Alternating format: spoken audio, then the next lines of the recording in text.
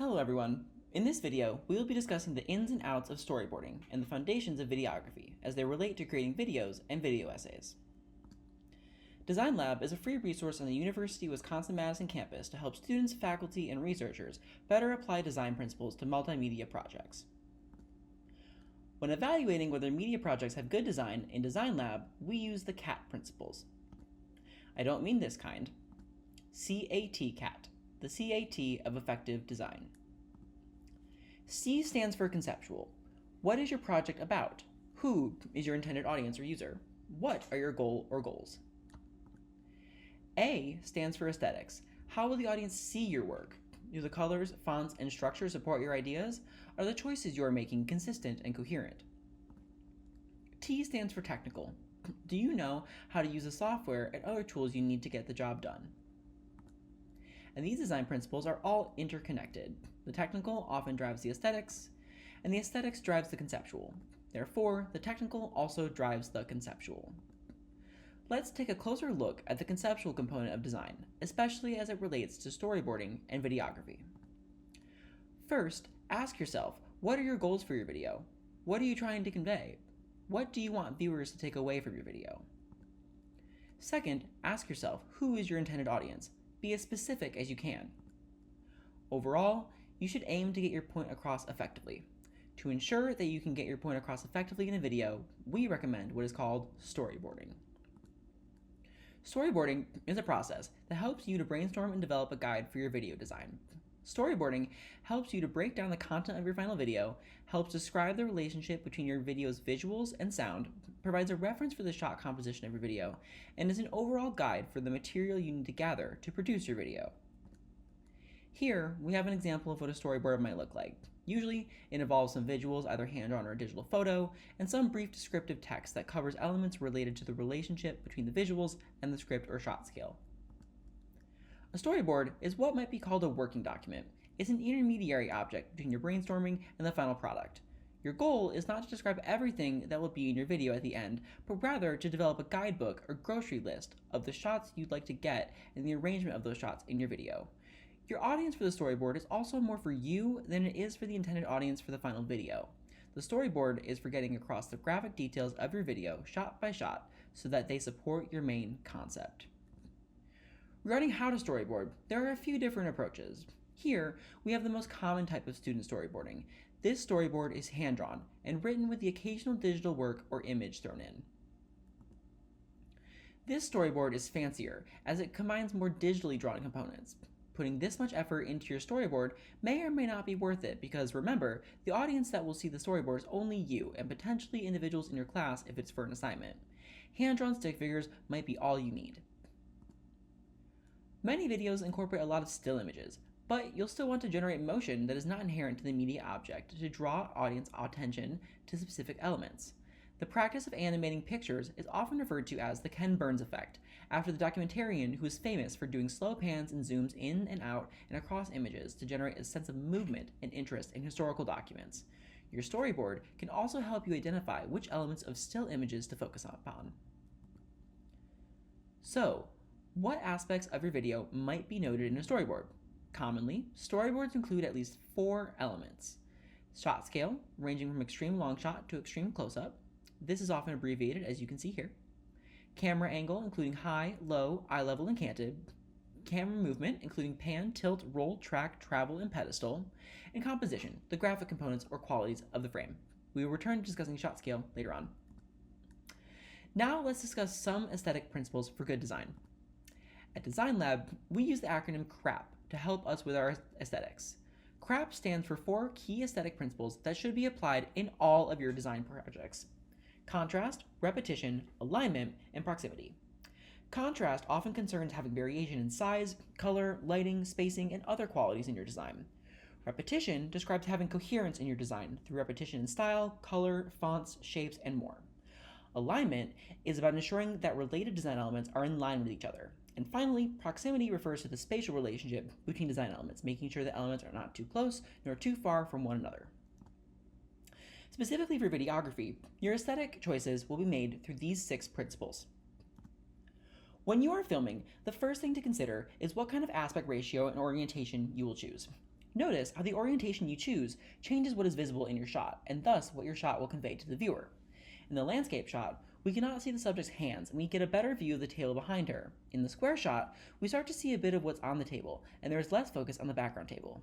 In the portrait shot, the table and objects on it become a really important part of the composition. We also can now see the windows behind her.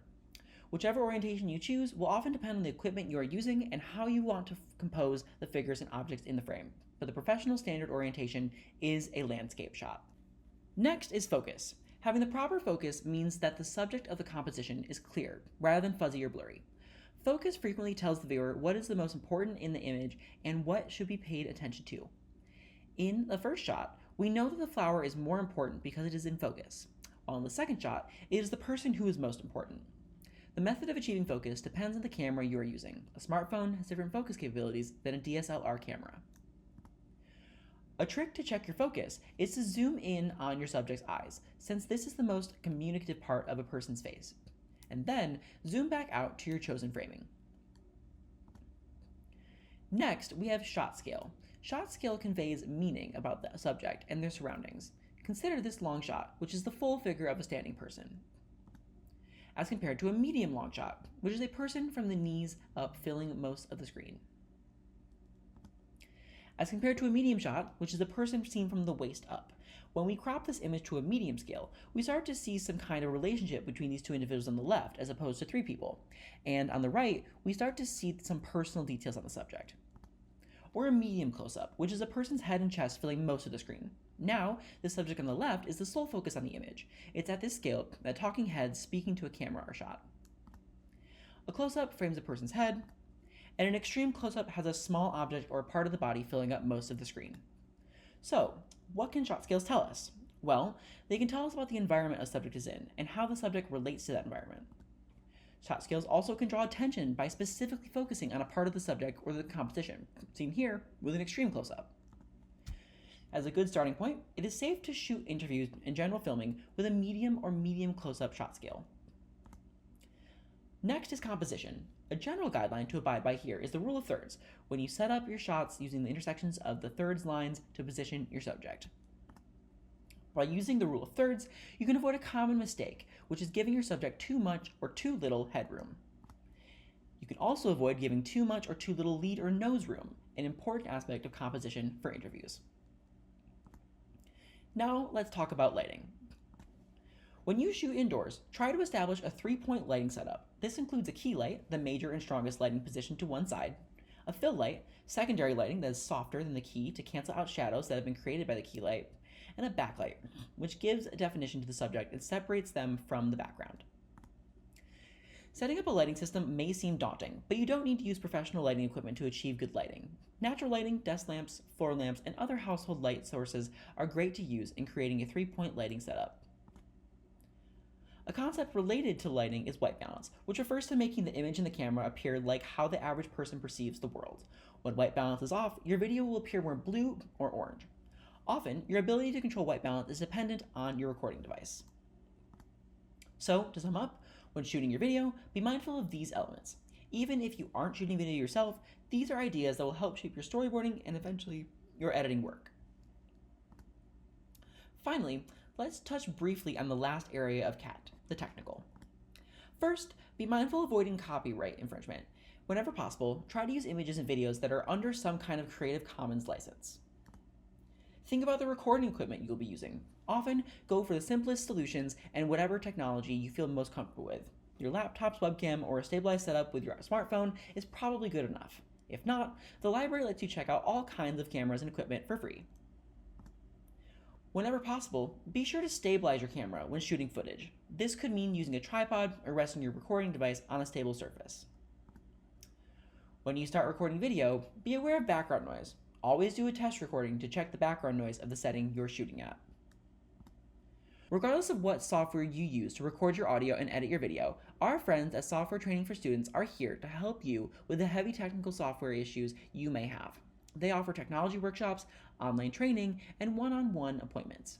They are also physically located in the Design Lab section of the library for drop-ins. As a rule, if your question is just teach me how to use this software or help me figure out this issue I'm having with the software, the Design Lab will direct you to STS, as that's their specialty. On Design Lab's website, you can find all sorts of databases of copyright-free images, sounds, and videos. In our Resources tab, you'll find this page of image and font databases. On the audio and video project-specific pages, you'll find the audio and video databases, respectively. That's all the cat and crap I have for you today. Visit Design Lab in person or virtually, even at our satellite location. Visit our website to find our current hours and multiple buttons to make an appointment with us. When making an appointment, you can either specify which consultant you'd like to work with or make an appointment by time, and we will pair you with any available consultant. Also on our website, you'll find our Resources tab with all sorts of cool stuff for you to reference if you need it, like all of this cat and crap, as well as project-specific resource pages to help you get started with whatever type of project you might be creating. That's all for this video. Hopefully you've learned about everything you need regarding storyboarding and videography. If you have more questions or would like to learn more, please visit our website or make an appointment to chat with us.